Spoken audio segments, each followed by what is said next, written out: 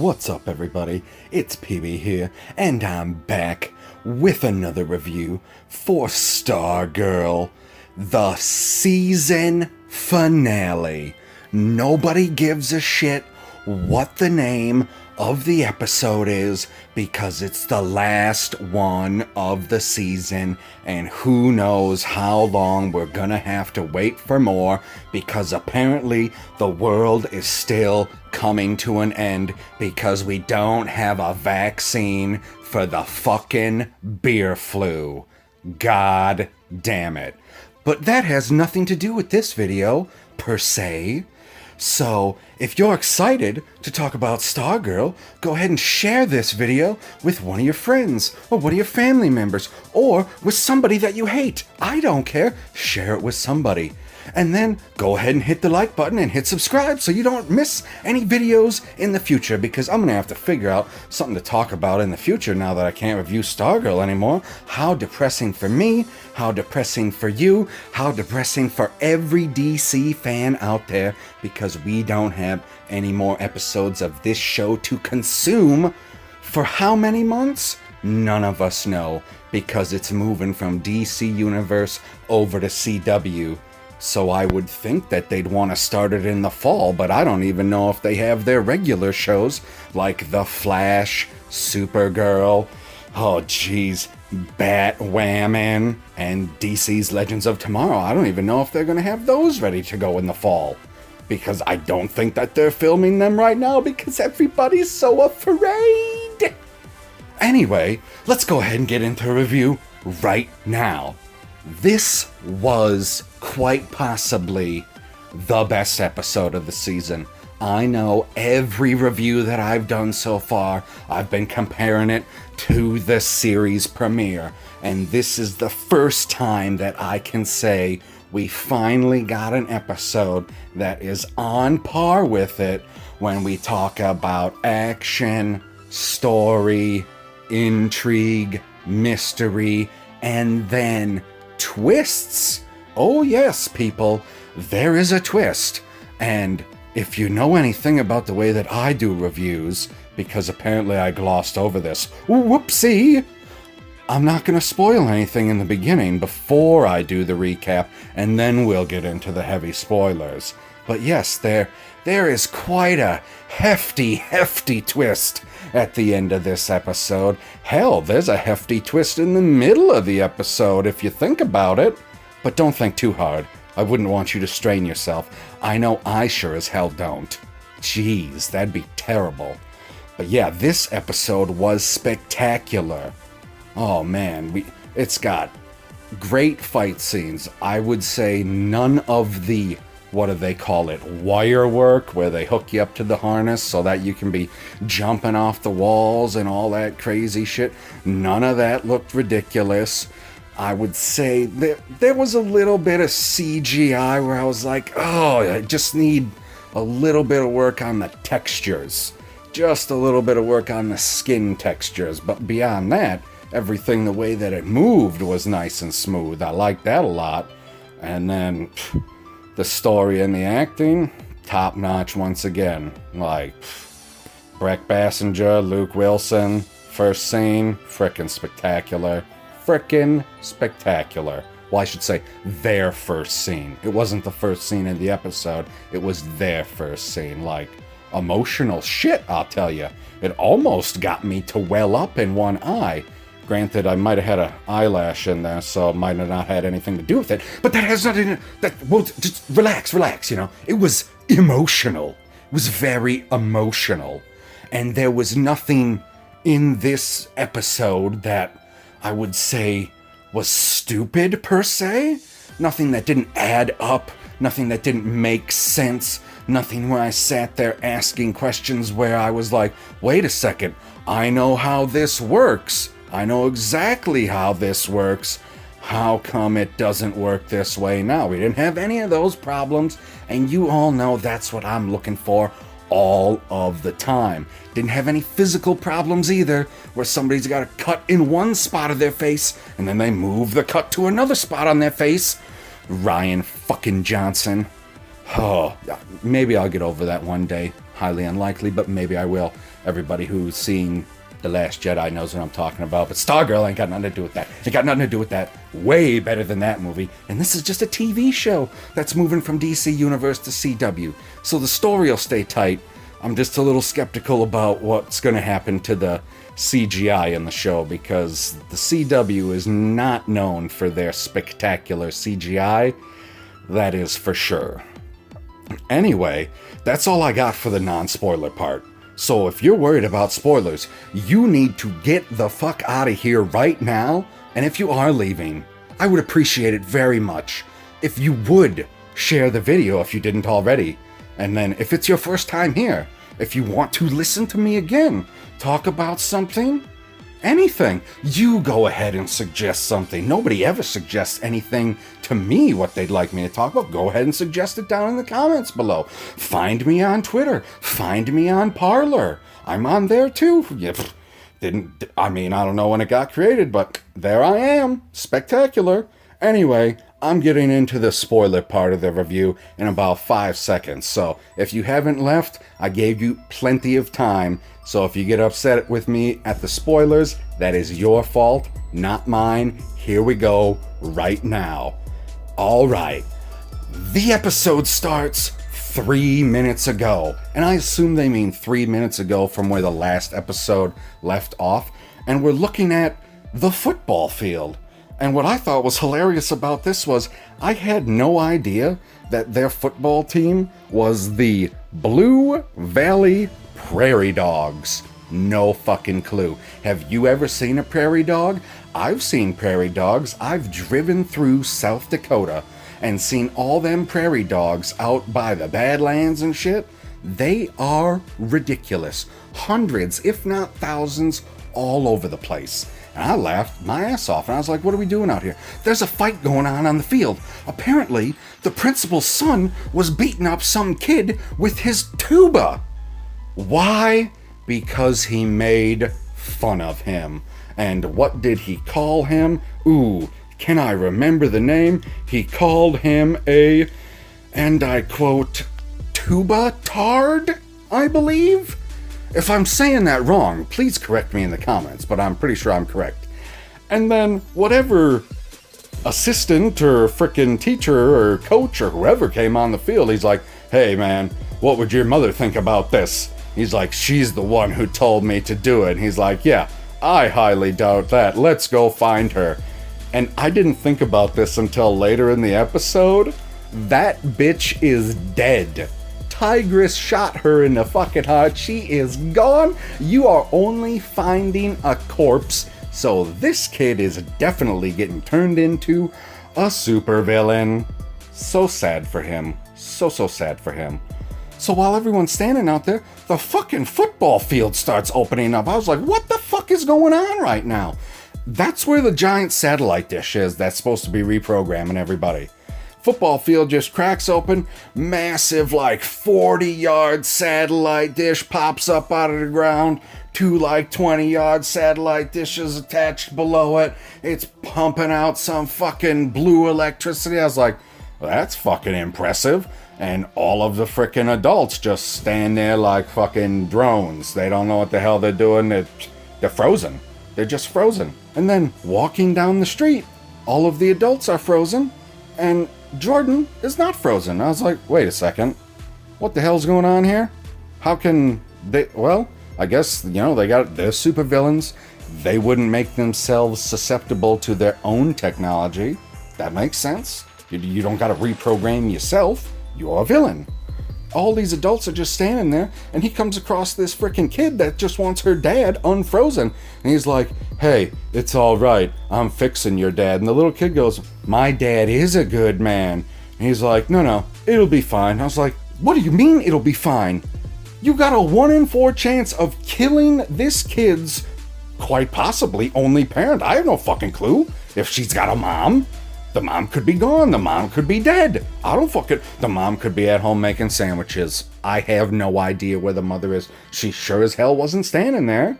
I was like, holy hell, man, you're freaking ridiculous. Then we cut to the gambler talking with Beth about how everybody's frozen. And they don't understand how the villains aren't frozen, and they're like, oh, well, there must be something blocking the frequency from getting into their ears. They're like, oh, well, that's smart. And then we finally make it back to Courtney and Pat. He's swinging away at her, and she's jumping all over the place, left and right, off the walls. I was like, oh shit, if he connects with one of these, he's gonna crush this little girl, and I'm gonna be sad. Very, very sad. Like, why are you swinging at this pretty girl? Stop it! Stop it, Pat! That's your daughter! Goddamn! And that's what she says. She's like, Pat, I'm your daughter. You were always there for me when we moved to Blue Valley. Like, I didn't think that it was going to be like this, but I love you. So then he starts fighting the mind control, and Beth goes, no, you don't want him to fight the mind control. It's going to kill him. Come to find out that where they are in the particular tunnels, they have the frequency dampeners shut off. And that's why they can control Pat and the Shining Knight Justin. And he's just standing there frozen like a goddamn statue. They decide they're gonna hack into the gamblers' bank accounts to distract him from putting up firewalls, from stopping them, to turning these frequency generators on. Or anti-frequency generators? I don't know what the fuck they called them. I can't remember. Who cares? It's the things that are stopping the frequencies from getting into their facility. The frequency jammers. There we go. I knew it would come to me. I just needed to ramble on for a second there. Please stay with me, people. I'm sorry that I got a little lost there for a moment. That is my bad. Anyway, they decide they're gonna hack into the gamblers' bank accounts and just start draining them like a motherfucker. And making donations to the Red Cross, frickin' breast cancer awareness. That would be the, Susan G. Komen Foundation? I don't frickin' know all these things. And they're just sending his millions and millions of dollars all over the place, which distracted him long enough for Chuck to get the glasses. Chuck is in the glasses. For Chuck to get the frequency jammers turned back on so that Pat stops trying to kill Courtney and that Justin can go and slay his dragon, because that's the only reason that he is there. So they get it turned back on and they work their way into the tunnel. If I could see what's going on my screen here, maybe I would remember. God, there's so much happening in this episode, it's hard to remember without having this slight visual aid. They all meet up in their, in Dr. Ito's little frickin' conference room, because it's not their main conference room with the mural. It's the one with his long-ass table where they fought, I believe, in episode 8 or episode 9. I don't remember exactly. You can go back and watch one of my reviews. The link will be in the card in the upper right-hand corner. Yeah, that's right. That's where it'll be. Anyways, they get into the room, and who decides to join them? The entire ISA. Icicle shows up, Dragon King shows up, Tigress shows up, Sportsmaster shows up. Not Brainwave, though, and not the Gambler, because they're busy, which we'll get back to that in a little while. It was a little disappointing. So they all decide to square off against the similar opponent. The Shining Knight says that he's going after the dragon, so that's sword versus sword. Icicle goes after Stargirl and Pat, and then Tigress goes after Wildcat, and Power Man goes after Sportsmaster. I was like, wait a second, you guys all fought these exact same people before, and you got your asses whooped. I mean, Tigress makes a reference to it. She goes, is anybody having deja vu? And I was like, I am. This is not going to end right. Except for the fact that they have more people this time.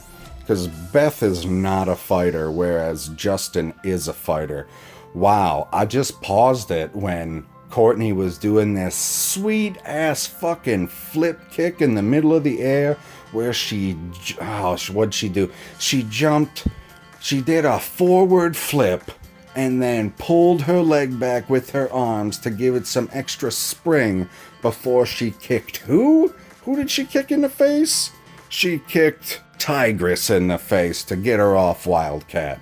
So then everybody decides to change up partners and fight against other people. I was like, okay, well, while this fight is going on, Dragon King and Justin are getting into it, and they accidentally spring Shiv, or Cindy, or whatever the fuck you want to call her, Dragon King's crazy ass fucking daughter who's locked in a room. And now she can get out. And I was like, oh fuck, this ain't gonna end well, this ain't gonna end well for you, man. Like, you should have your lizard eyes in the back of your head, because you should know what's coming. She keeps her promises, if she's able to. And sure shit, she walks up behind her father and stabs that motherfucker right in the heart, through the spine. Dead. I was like, holy shit. Okay, one villain down. So then the gambler tells Icicle that he needs to get to the office and stop Beth from hacking into the system, or else their whole plan is going to be shot. So he abandons that fight, takes off to the office, while everybody else is still fighting. So what does the gambler decide to do? He's like, oh, I know what I can do. I can send them some reinforcements. And he releases Solomon Grundy, which I was really hoping for, considering we only seen him in one episode and it was only a flashback. He'd been locked up the entire season. They finally let the beast go. Thank fucking God. So, what happens next? I don't know, because my screen is so goddamn dark I can't see a fucking thing.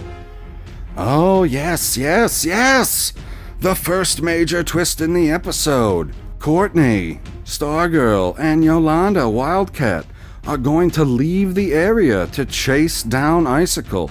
And at the same time, Brainwave decides that he's gonna go and kill these people and tells the gambler to loop his signal. This is the only thing that agitated me about the episode. If he could loop his signal the entire time, why did he have to stay in the room at all? Why couldn't they just, here's the signal, start it up, and now I can leave? Instead of you trying to fry my brain like jelly, when, like we did in the test. I don't understand that at all. But I'm sure somebody listening right now can explain it to me in the comments. I'd appreciate it very much. So Yolanda is the only one that makes it into the hallway, and a whole shit ton of the Dragon King's denizens, or his reprogrammed drones, or whatever the fuck you want to call them, are coming down the hallway. And Yolanda's she slashes through all of them until there's only one left. And the last one yells, no, stop, Yolanda. And he pulls off his hood, and it's fucking Henry Jr. Holy fucking shit. He goes, oh, my dad didn't kill me. The collapse didn't kill me. I've been hiding out down here for weeks, wearing one of these hoods, just trying to figure out how I can stop them. Where are your friends? Oh my God. And then Yolanda slices his fucking throat. And I was like, oh shit, son. You gave yourself away. You said your friends. Yolanda's like, they're our friends. And then the illusion disappears, and it was fucking Brainwave. He put on a, let's call it, mental mask, so that you could not tell it was him, and he looked like his son, like a goddamn creeper. My God. And then Stargirl shows up, and Wildcat goes, yeah, I killed him. I know it was wrong, but I did it anyways. Yeah, it's okay to kill people that are totally fucking evil. Nobody's upset that you killed Telepathy Hitler. Nobody's upset with that. That's not a problem. I don't think, maybe Icicle was upset that Brainwave is dead, but outside of that, nobody. He doesn't have a family left. As far as I know, he doesn't have any extended family, like cousins, brothers, or sisters. Nobody is going to personally miss him. Plus, he's literally one of the worst people that has ever lived in all of human history in this universe. I think that you're warranted with slicing his throat. You probably would have been warranted with doing a little more, Yolanda, so you'll be alright. I think God will forgive you. He forgave a lot of eye for an eye stuff in the Bible. You will be okay. So, Solomon Grundy finally catches up to Courtney and Pat and starts beating the ever-living hell out of Pat's robot and tells Courtney to get the hell out of there. And just as Solomon Grundy was ripping his fucking robot apart, who shows up? Rick.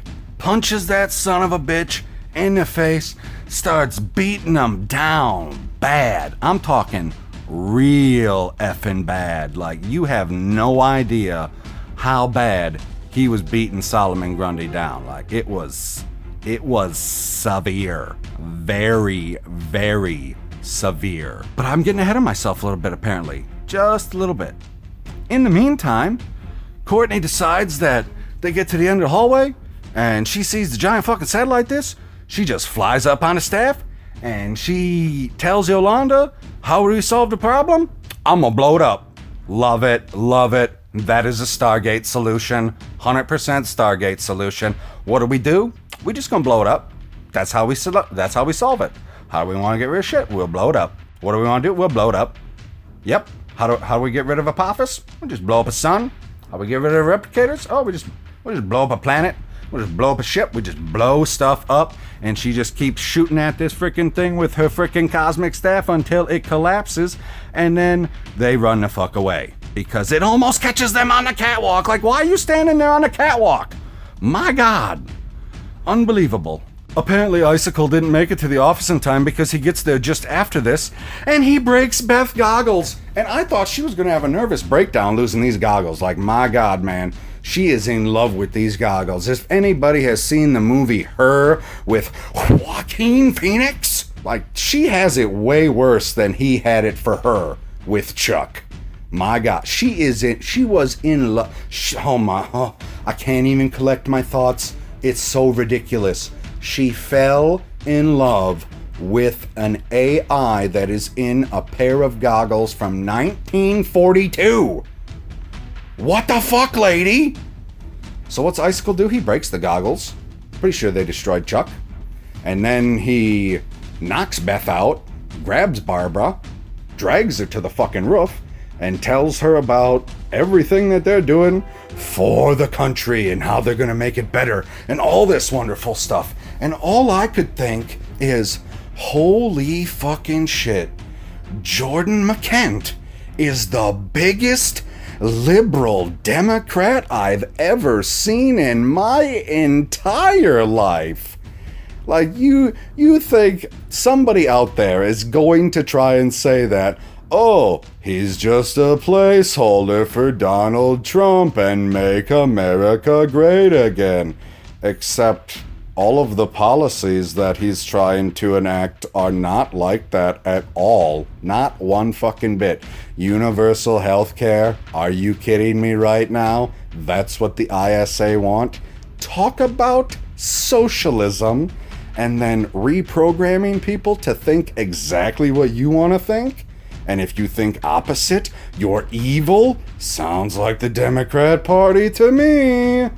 Yeah, he's a big liberal donor. Guaranteed. So then what happens? Pat shows up on the roof and he's like, Pat, what the hell are you doing here? You don't have any powers. You ain't got Stripe. You're just a man. He's like, I'm here to defend my wife. He's like, defend your wife with what? And he says, with my daughter. And fucking Courtney, Stargirl, flies in from behind on her staff and kicks that motherfucker in the back. Oh my God, it was spectacular. Like, I didn't know we were going to have another fight scene like this coming up. Oh, man. And then we cut back to, oh man, a scene that I did not expect coming. We cut back to the beatdown that Rick is given to Solomon Grundy. And when I say beatdown, imagine a gorilla in a fight with a bluegill fish. Like, it's like a grizzly bear versus a salmon. That's what's going on here. He's taking his fists and he's trying to put his fists through the back of Solomon Grundy's head and begging him to fight back. And Solomon Grundy's just like, oh my God, please stop. Please stop. You're hurting me. I was like, holy fucking shit, man. Apparently Power Man is extra Power Man when he's pissed. And then he picks up a fucking rock like he's gonna goddamn smash his head in, and he lets him go because he realizes that Solomon Grundy is not necessarily evil. He's just a stupid beast that does what people tell him to.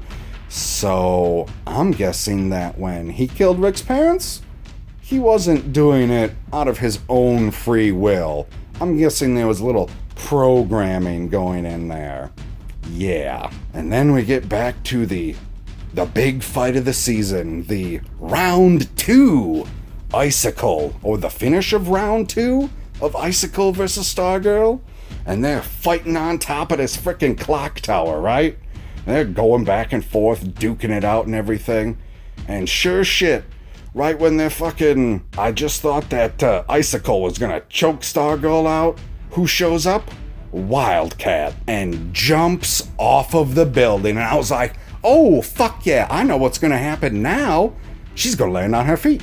Because earlier in the season they said that she could jump off buildings and land on her feet. And she does. With style. And yeah, she does drop Stargirl a little bit, but at least when Stargirl hits the ground, she doesn't break nothing. Whereas when Icicle hit the ground from way up there, a bunch of his ice fell off of his body, and I don't know what that means.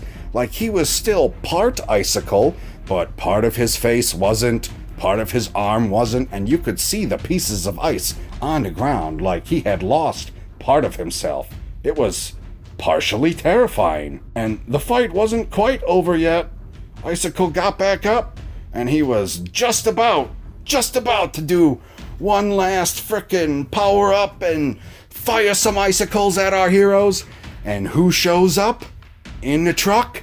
None other than the one superhero we've all been waiting for, Mike. Yeah, apparently Mike had the keys for the truck, so he put the dog in the truck and he drove to town and he hit a supervillain with the truck and he shattered that motherfucker into a million pieces like the Death Star. Well, maybe not like the Death Star in episode 9, but definitely like the Death Star in episode 4 and 6. Yes, like all over the road. And then he goes, "Do I get to join the JSA now?" And I was like, oh, yes, you do, Vad. You qualify. If you kill a supervillain, you're in. I don't give a fuck what your qualifications are besides that. You are in. That's like Will Smith joined... Well, Will Smith. I don't remember his frickin' personal name. Jay in Men in Black. That's like him joining the Men in Black.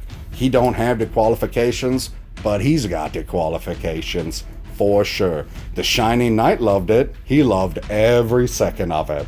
I was like, wow, I didn't expect the show to end quite like this. It was very abrupt, especially seeing that Icicle got killed by a truck. You assumed he was going to get killed by a hero, not by a truck. That was a shocker. Big shocker. Then we cut to our 4 main heroes. They're at the football field. Rick is talking to Courtney, Yolanda's sitting at the stands, and Beth is still moping over a pair of fucking goggles. Why are you so goddamn sad that a computer program isn't functioning right now? They walk over and they're like, we're gonna repair the goggles. She's like, it's not about the goggles, it's about Chuck. And then Rick goes, well, we'll get Chuck back up and running. Jesus, Beth! That was me editorializing. But my God, like, get over these fucking goggles. And then Justin said that he's gonna leave and he's gonna go look for his other 7 soldiers of victory. Which I guess he's looking for 6 people because he's one of them and he already found Pat. And there was 8 because nobody knows how to name anything. Bunch of fucking geniuses. Jesus. He takes off, and then they decide that the rest of the world finds out that this ridiculous thing that happened in Blue Valley, Nebraska was allegedly an earthquake. And then we cut to the conference room downstairs that I referenced earlier. Not the Dragon King one, the one with the round table. And who shows up? The Shade. You know, the only villain in the ISA that we haven't seen since the series premiere. I believe he killed Dr. Midnight. I don't remember how many other heroes he killed in the series premiere, but he showed up and he was like, yep, I told you dumb motherfuckers that this plan wasn't going to work, but nobody wants to listen to me at all. And then Cindy was at school looking through, at least I thought she was at school. Maybe she wasn't at school. Maybe she was in some storage thing down in the catacombs that they built. I don't fucking know. They don't really give you a clear sign of where she is. And she finds a little crystal, a little diamond-shaped crystal. I don't know, it's maybe 2 inches tall or so. Apparently, it has the god Eclipso in it. And I think that I know who he is, but I don't remember off the top of my head. As you know, I'm not a comic book expert. I am just a TV aficionado. So I just needed to make sense in the show. So I'm guessing that he is going to have a big role to play next season, or maybe in season 3, because this show is definitely going on for multiple seasons. I don't see how it doesn't, especially if they keep the writing this tight. Like this episode capping off this season, spectacular. Effing spectacular. And then we go 6 weeks later. And what's 6 weeks later? It's Christmas time in the city. That's not a song though, is it? Did I just make it up? Sure, why not? Anyway, it's Christmas time. Everybody's making a bunch of Christmas cookies. Everyone's having a good old time. And then Courtney has to give a gift to Pat. And what is the gift? It is World's Greatest Dad. Oh, talk about tugging at your heartstrings. My God, she definitely never gave a mug like that to, God, I don't even remember his goddamn name. Jeff Stoltz. I know his real name is Jeff Stoltz, but I don't remember his name in the goddamn show. His name in this show was Asshole Father Number 1, whereas her stepfather is just Pat, right? We can go with that. If you like that description of him, let me know in the comments below.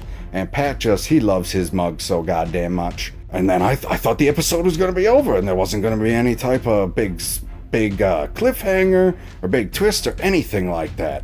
But we still had a couple minutes left. So Courtney goes upstairs. Somebody's tapping on the window. I thought it was going to be Wildcat. It was not Wildcat. It was the Cosmic Staff. And what does the Cosmic Staff want to do? The Cosmic Staff wants to do what it always wants to do. Go dick around. So they just go for a fucking ride. And they fly over town. They go over to the water tower. They sit down. And as they're sitting there, who comes and sits down next to them? Stripe, the giant robot, sits on top of the water tower and makes that son of a bitch sway so goddamn much. I thought it was gonna tip over. I mean, not quite. I really just thought that he was gonna leave a mech-sized dent in the top of it, and people would be like, how in the fuck did a giant dent get in the top of the water tower? Who the hell was up here? Even though, I mean, I can see my water tower easily, and I'm like a mile away from it in my town. I think this water tower is in like the middle of town. People should be able to see this shit. Anyway, they fly off from the water tower, and I was like, ooh, it's Stargirl. It's an uplifting show. We're doing the happy ending, right? We're doing the happy ending, and they just fly away. And then we cut to credits, and it said that it was dedicated to Courtney Elizabeth Johns, which is Geoff Johns' younger sister, which is who the character Stargirl was inspired by, because unfortunately she committed suicide when she was a young girl, and that was the inspiration for Stargirl. And I thought that was going to be the end of the episode, but DC decided to pull a Marvel and give us a post-credit scene, or an in-credit scene, or whatever you want to call it. Except the problem with the post-credit scene was they filmed it so poorly that I knew exactly what was happening as soon as they cut to it. A car pulls up, somebody gets out of the car, they walk up to a building, they knock on a door, and they say, "Hey, is Pat Dugan here?" And the guy who answers the door says, "No, he left a long time ago, months even."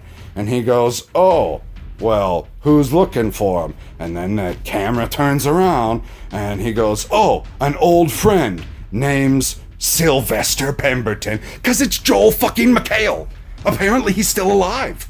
According to this scene, you would think that he's still alive. And I thought it was a terribly filmed scene, because as soon as they cut to the car, if you know what Joel McHale looks like, you knew it was him immediately. Like, you can see in the car, it was a convertible. As soon as I saw him, I was like, oh my fucking God, why would you film it like this?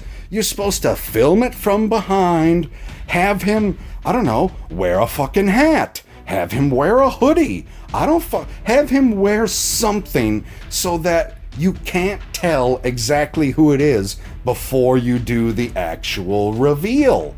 Because I knew who it was, I don't know, at least a minute before, or 30 seconds to a minute before you did the reveal. Like, come on, people, you can do better than that with the filming of it. Like, obviously, if you're not paying super close attention and you don't know what he looks like, it didn't spoil it for you. But if you know what he fucking looks like, if you ever watched The Soup, if you've watched enough of his movies, if you watch Community, you know what Joel McHale looks like. So, my God, that was the end of it. That was the last fucking scene, was Starman is alive and he's looking for Stripesy, Pat Dugan. Except I'm not necessarily sure if this is the real Starman, because I'm sure there's one, two, there might be half a dozen characters out there that they could use that can emulate another character, that has the technology to make them look like another character. So I guess we'll have to wait till next season to see if this is the real Starman or not. I have a hard time believing that it is, because I don't believe the cosmic staff works that way. I believe it works the same way as a Green Lantern ring. And if the Green Lantern was still alive, the ones that I know, Hal Jordan, John Stewart, if they were still alive, their ring would not leave and go to another person. It would just sit there, as in if they took it off, put it in a box, sent it to the other side of the country, and were still alive, it would just sit in that box forever. But the second that they died, the ring would leave the box and start to look for another host. I believe that's how the cosmic staff works too. You let me know your theories down in the comments below. That's all I have for this review about Stargirl. Hopefully it wasn't too long. I don't even know how long it's been. I ramble forever. But that's all I got for this one, everybody. Until next time, I have been Pop Culture PB. I bid you adieu. If you are enjoying the content, please hit subscribe and ding the bell for notifications. That way you will never miss an upload by Pop Culture PB.